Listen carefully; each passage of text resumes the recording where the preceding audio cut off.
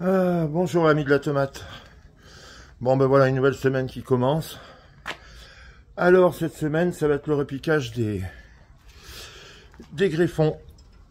Les porte-greffes sont bien sortis et on commence à repiquer les greffons. Alors je vais vous montrer un petit peu comment je fais. Là on va aller voir un petit peu ce que j'ai fait hier. Voilà, on ouvre la couveuse. Alors bon, c'est un peu galère cette année là parce que on a des matinées hyper froides.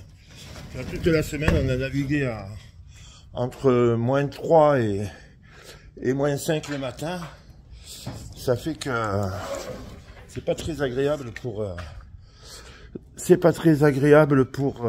travailler. Il fait froid parce que la serre, on a beau dire c'est une serre, mais bon, c'est pas chauffé, c'est aéré.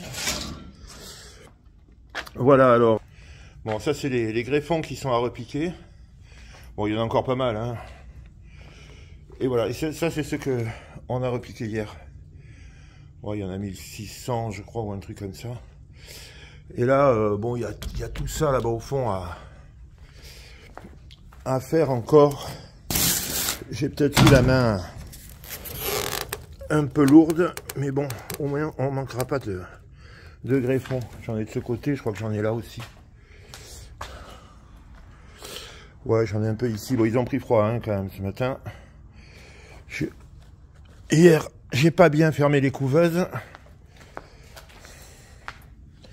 Donc je vais les remettre au chaud. Ils devraient prendre un coup de chaud et puis se requinquer. Et là, on a les porte-greffes qu'on repiquera dès qu'on aura fini de repiquer les greffons. Voilà. Alors ça, c'est les porte-greffes radar. Et ça, c'est les variétés sauvages. Elles sont un peu plus petites. Mais bon, ça va se développer assez vite, je pense. Là, je vais certainement refaire une autre série de porte-greffes. Et ça devrait le faire. Là, pareil, bon, ben voilà, ça sort doucement parce que les graines étaient vieilles, là, quand même. J'ai pris des vieilles graines. Je tâche de passer les vieilles graines. Ça met un peu plus longtemps à sortir. Voilà le boulot de cette semaine. Après, je vais vous montrer comment je repique. Voilà, donc là, on va repiquer. Alors, j'ai préparé mes godets. Je les mets en godets. Je les repique pour... Alors, je les mets par 5 dans chaque godet, ce qui me permet de... Alors, vous voyez, faut pas avoir peur hein, de les enfoncer comme ça. On prend même au milieu. Même si on casse un petit peu la tige, c'est pas grave. Ça va rebouturer derrière. Dès qu'on les aura mis sur table chauffante. Alors, voilà. Alors, je les mets par 5 parce qu'ils sont appelés à être greffés. Et comme le porte-greffe pousse plus vite, le greffon par 5, il va avoir tendance à rester à une certaine... Puis ça me fait surtout gagner de la place, quoi. Surtout, je gagne de la place. Et ça me permet d'en mettre plus sur les tables chauffantes. Parce qu'après, là, il y a 6 ou 7 000 greffons qui vont être repiqués. Et puis derrière, il y a 3 ou 4 000 porte-greffes qui vont être repiqués aussi. Alors, il y a moins de porte-greffes que de greffons. Parce que les porte-greffes, je vais les bouturer. Ça va me faire gagner du temps et puis bon, et de l'argent, hein, puisque j'aurai pas à les acheter. Mais c'est surtout pour le temps, en fait. Un porte-greffe qu'on bouture avec une table chauffante, hein, évidemment. Hein. On peut quasiment le greffer 3 semaines après, sur des tiges assez grosses. Donc c'est tout l'intérêt de bouturer. Puis ça évite de les jeter. Enfin bon.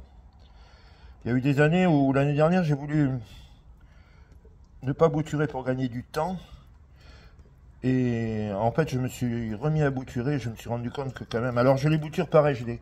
Quand je les bouture par 4. Je les bouture par 4 dans les godets. ce qui me fait gagner de la place aussi. Et puis après, quand je greffe, les 4 sont à peu près de la même taille. Donc ça me fait gagner du temps de greffage. Pour, Enfin, le problème, c'est le temps. Hein. Donc partout où on peut gagner du temps et de la place, on s'y jette. Hein. Enfin voilà à peu près. Je sais pas si on va bien voir. Voilà le but tirage. Ça fait qu'il il en rentre 50 porte-greffes par barquette comme ça. Après il y a juste une étiquette à mettre pour identifier. Ça c'est la kaki. Et tout sera bon. Bon ben voilà, la semaine est presque terminée. Là on est vendredi matin. Bon, il fait toujours froid, hein. On a toujours du -3 le matin. Il faudrait que ça se calme un petit peu, ce serait bien. Et bon, on a bien avancé sur le repiquage. Je vais vous montrer ça. Voilà. Alors là, on a repiqué. Je dis on parce que j'ai un copain qui est venu m'aider. Parce que le matin, commencer à 8 h, il fait un peu froid, donc on commence un peu plus tard. On attend que ça se réchauffe. Voilà, donc il y a 6000, presque 7000 porte-greffes. 7000 greffons, pardon, je sais pas, je confonds. 7000 greffons qui sont repiqués, qu'on va laisser au chaud quasiment 5 ou 6 jours encore. Là maintenant, on va s'occuper de repiquer les porte-greffes.